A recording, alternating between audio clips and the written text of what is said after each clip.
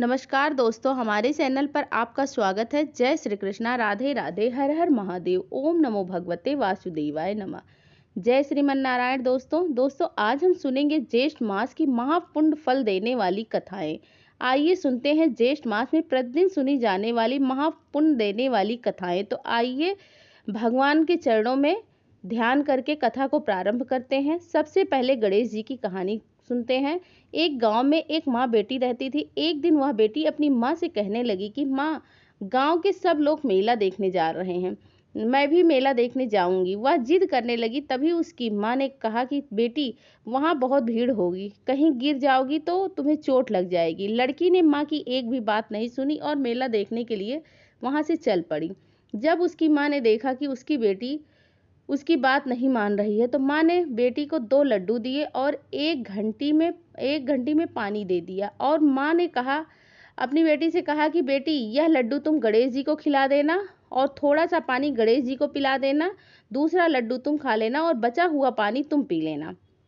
अब मेला देखने के लिए चली गई। मेला जब खत्म हुआ तो मेला खत्म होने के बाद सभी गांव वाले वापस अपने घर को आ गए, लेकिन लड़की वापस नहीं आई।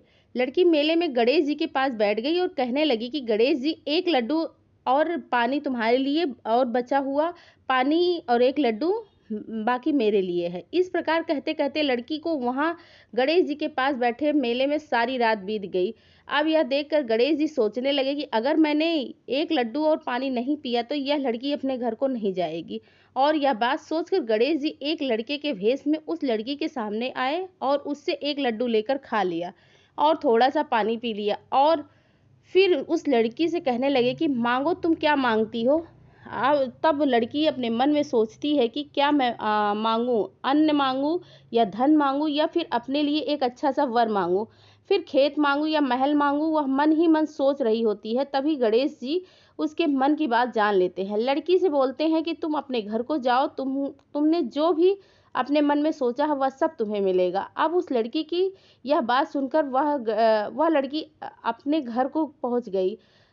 तब उसकी माँ ने उससे पूछा कि तुम्हें इतनी देर कैसे हुई। उस लड़की ने अपनी माँ को बताया कि माँ, आपने जैसा कहा था मैंने मेले में जाकर वैसा ही किया। लड़की अपनी माँ से बात कर रही थी कि देखते ही देखते लड़की ने अपने मन में जो जो सोचा था वह सब उसके घर में हो गया, वह सब कुछ उसे मिल गया। गणेश जी महाराज, जैसी कृपा आप उस लड़की पर किए वैसी ही कृपा अपने भक्तों पर बनाए रखना। इस कहानी को सुनने वाले और सुनाने वाले पे भी अपनी कृपा दृष्टि बनाए रखना। बोलिए गणेश जी महाराज की जय। एक बार की बात है, एक बहुत ही छोटा सा गांव था। उस गांव में एक साहूकार दंपति अपने बेटे और बहू के साथ रहते थे। साहूकार दंपति के बेटे की बहू जेठ के महीने में हर साल स्नान करने के बाद केले के पेड़ को सींचा करती थी। जब केले के पेड़ को सींचने के लिए वह और पूजा करने के लिए वह जाती तो वह अपनी कुंवारी नंद को भी अपने साथ लेकर जाती। जब बहू केले के पेड़ को सींचती और उसकी पूजा करती तो वह अपने मन ही मन भगवान से यह कहती, भगवान, अगर मुझे बेटा हो जाए तो आपके साथ अपनी कुंवारी नंद का ब्याह करा दूंगी। उस भाभी ने पूरे जेठ मास में केले के पेड़ की पूजा की और उसे सींचती और यही विनती करती। तब भगवान ने सोचा कि आज मैं इसकी सुन ही लेता हूँ, फिर मैं भी देखूंगा कि यह मेरे साथ अपनी नंद का विवाह किस तरह करती है। और इस तरह से उस भाभी का पूरा जेठ मास इस प्रकार बीत गया। जेठ माह के 3-4 महीने के बाद अब उस भाभी को गर्भ ठहर गया और 9 महीने के बाद भाभी को एक बहुत ही सुंदर पुत्र पैदा हुआ। तब वह भाभी अपने वचन भूल गई, लेकिन भगवान नहीं भूले। अब उसके खूब सुंदर और स्वस्थ बच्चा पैदा हुआ और जब वह अपने बच्चे को पहली बार अपने मायके दिखाने के लिए लेके जाने लगी तो तभी रास्ते में केले के पेड़ पड़ता है। वह केले के पेड़ से जैसे ही नीचे निकली तो वह भाभी बच्चे को गोद में ली हुई थी। पेड़ के नीचे से जाने लगी तब उस भाभी को आवाज़ सुनाई दी। आवाज़ कुछ इस प्रकार की थी, अरे तूने कहा था कि मुझे बेटा दे दो, आपकी शादी अपनी कुंवारी नंद से करा दूंगी, अब तू अपनी बात को पूरा करो, नहीं करती हो। तब भाभी ने कहा। वहां से गुजरते हुए जब यह आवाज़ सुनी तब वह ऊपर नीचे दाएं बाएं अगल बगल चारों तरफ देखने लगी कि आवाज़ कहाँ से आ रही, परंतु वहां उसे कोई भी नहीं दिखाई दिया। तब उसकी नज़र केले के पेड़ के ऊपर पड़ी जो जोर जोर से हिल रहा था। भाभी अब उस पेड़ को देखकर डर गई, उसे अपनी कही हुई बात याद आ गई। तब वहाँ बच्चे को कस के पकड़ के जोर से वहाँ से भागी और मायके पहुँच गई। मायके जाकर वह बड़ी ही बेचैन और उदास रहती थी। तब उसकी माँ ने, उसके पिता ने, उसके भाई बहनों ने, सबने उससे पूछा कि तुम बहुत परेशान लग रही हो, क्या बात है, तू परेशान क्यों हो? लेकिन उसने किसी की भी कुछ नहीं बताया। वह वहाँ से जितने ही दिन रही इसी तरह बेचैन रही और घबराई रही। उस मायके में रहते हुए उसके कुछ दिन ही इसी प्रकार बीते। अब वह मायके में दिन बिताकर अपने ससुराल वापस आ गई। ससुराल वापस आते समय वह उस केले के पेड़ के नीचे से नहीं आई। उसने कोई दूसरा रास्ता ही चुना और अब वह अपने ससुराल के घर पहुंच गई। ससुराल आने पर भी वह वैसे ही रहती, बड़ी दुखी, बेचैन, घबराई घबराई सी रहती थी। उसके ससुराल वालों ने, उसकी सास ने, उसके ससुर ने, उसके पति ने, सब ने उससे पूछा कि क्या बात है, तुम्हारे मायके में सब कुछ ठीक है ना, तुम इतनी परेशान क्यों रह रही हो? तुमसे कोई छोटी बड़ी बात कह दी है? बात क्या है बताओ तो सही। जब तुम यहाँ से गई थी तब तुम तो बहुत खुश थी, अब क्या हो गया? सभी ने उससे पूछा, लेकिन उसने किसी को कुछ भी नहीं बताया। सभी को वहाँ हंसते हंसते कह देती कि नहीं, मेरे मायके में सब कुछ ठीक है, कोई ऐसी बात नहीं है। अब बस अभी बच्चा पैदा हुआ है ना, इसीलिए थोड़ी थकावट सी महसूस हो रही है, थोड़ा आराम करूंगी तो सब ठीक हो जाएगा। उसे मुरझाई हुई और उदास देकर उसके पति उसको वैद्य हकीम के पास लेके गए, उसे दिखाया। तब वैद्य ने भी यही कहा कि बिल्कुल स्वस्थ है। तब घर आकर उसके पति ने उससे कहा कि तुम मुझे सच सच बताओ, बात क्या है? तब बहू ने अपने पति से वही बात कही कि मैं थक जाती हूँ घर का काम करते करते। बहू की कही हुई बात उसके ससुर के कानों तक पड़ी। उसके ससुर ने कहा कि घर का काम करने के लिए क्या एक काम वाली लगा देते हैं, बहू की मदद भी हो जाएगी और यह अच्छा भी महसूस करेगी और खुश भी रहेगी। फिर घर में काम वाली रख ली गई, लेकिन बहू काम वाली आने के बाद ही दिन ब दिन सूखती जा रही थी। तब एक दिन की बात है, घर के दरवाजे पर एक बहुत ही सुंदर नवयुवक आया। उसने साहूकार दंपति को प्रणाम किया। उसने कहा कि आपकी बहू का मुंह बोला भाई हूँ। तब साहूकार ने अपनी बहू को बुलाया और कहा कि बहू, तुम्हारा कोई मुंह बोला भाई आए। यह सुनकर बहू दरवाजे पर गई और उस नवयुवक को देखकर वह उसने कहने लगी कि तुम कौन हो? मेरा तो कोई मुंह बोला भाई नहीं है। तभी वह नवयुवक उससे धीरे से बोला कि मैं वही केले का पेड़ हूँ। मैं आपको याद दिलाने आया हूँ कि आप अपनी ननद से मेरा विवाह करवा रही थी। यह सुनते ही साहूकार की बहू दरवाजे पर खड़ी खड़ी थर थर थर थर कांपने लगी। वह नवयुवक घर के भीतर आ गया। साहूकार साहूकारनी के पास बैठकर उनसे बातें करने लगा। उसने उन्हें बताया कि बाबूजी, मैं बाहर गांव कमाने के लिए चला गया था। जब मेरी यह बहन मुझे बहुत छोटी सी थी, अब कुछ दिन पहले ही मैं वापस लौटा हूँ, तो मैंने सोचा कि क्यों ना अपनी मुंह बोली बहन से मिल आऊं, और बस यही सोचकर मैं इनसे मिलने के लिए चला आया हूँ। उसकी यह बात सुनकर साहूकार दंपति उससे बोले कि अरे भाई, आए ही तो कुछ दिन हमारे साथ भी रह लो। यह सुनकर वह नवयुवक वहीं साहूकार के घर में ठहर गया। नवयुवक साहूकार परिवार को बहुत ही भला लगने लगा। उसने वहां रहते हुए साहूकार परिवार के सभी लोगों का मन जीत लिया। तब साहूकार दंपत्ति ने अपने बहू के मुंह बोले भाई को अपनी लड़की के लिए पसंद कर लिया। जब बहू को इस बात का पता चला तो उससे बहुत ही खुशी हुई। वह अपने मन ही मन सोचने लगी, अगर यह विवाह हो जाए तो मेरी सब परेशानी दूर हो जाएगी, मेरा सारा दुख खत्म हो जाएगा। और यह सोचकर अब वह बढ़ चढ़कर अब उनके विवाह की तैयारियों में जोर शोर से जुट गई। खूब धूमधाम के साथ उस साहूकार की बेटी का विवाह हुआ और वह मुंह बोला भाई अपने पत्नी को लेकर अब विदा हो गया। खुशी खुशी समय बीतने लगा।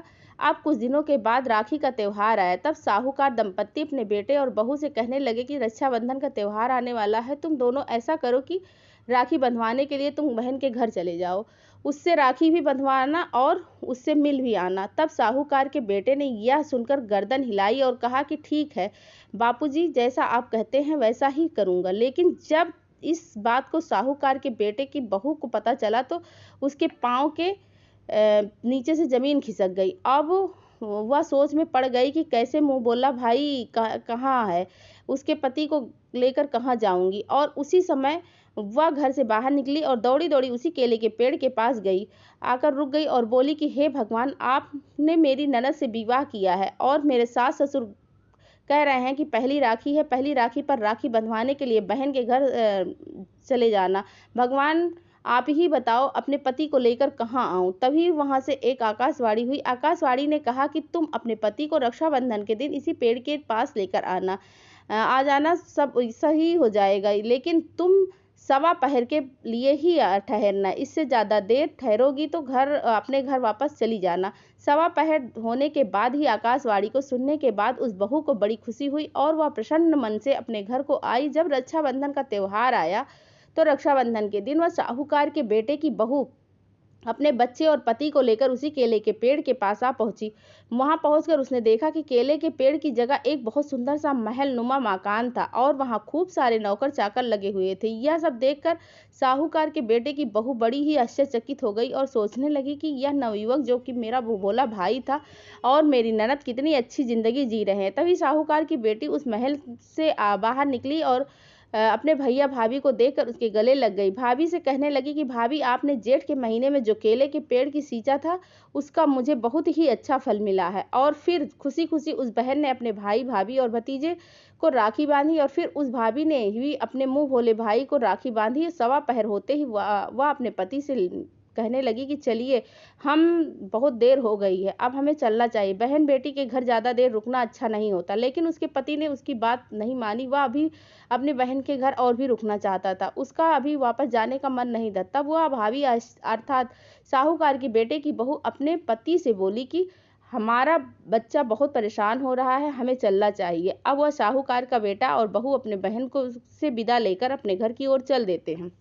अभी वह महल से निकलकर थोड़ी दूर ही पहुंचे थे, तब साहूकार को बेटे को लगा कि मेरी छतरी बहन के घर पर ही रह गई, चलो वापस लेकर आते हैं। तब वह बहू कहने लगी कि छतरी ही तो थी, फिर किसी दिन ले लेंगे, बार बार आना जाना अच्छा नहीं लगता, तब दोबारा कभी आएंगे और तब उसने हम अपनी छतरी ले लेंगे।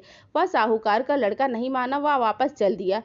जब वह उस स्थान पर पहुंचा तो उसने देखा कि वहां महल नहीं था, उजाड़ जगह और एकमात्र केले का पेड़ था जिस पर उसकी छतरी लटकी हुई थी। उसको यह देखकर बड़ा ही आश्चर्य हुआ। उसने अपनी पत्नी से कहा कि तेरे मुंह बोले भाई का घर कहाँ गायब हो गए। एक ही क्षण में उसमें सब कुछ था और दूसरे क्षण में सारे ठाट बाट गायब हो गए। तू मुझे सच सच बता दे, कहीं तूने मेरी बहन की शादी किसी भूत प्रेत से तो नहीं करवा दी। तब वह बहू डरती हुई साहूकार के बेटे को बोली, आप घर तो चलिए, घर चलकर आपको सारी बात सच सच बता दूंगी। फिर वह दोनों अपने घर की ओर चल पड़ते हैं। पहुंचकर उसने अपने पति से कहा कि मैं और बाबूजी को भी अंदर बुला लो, और सास ससुर और पति वहीं आकर पास खड़े हो गए। तब उसने सारी बात सच सच अपने सास ससुर और पति को बताई और कहा, मैंने जेठ के मास में पूरे श्रद्धा भाव के साथ केले के पेड़ को सींचा था और मैंने मन ही मन इस प्रकार से कहा था कि आपकी बेटी की शादी किसी और से नहीं, भूत प्रेत से नहीं, श्री भगवान से हुई है।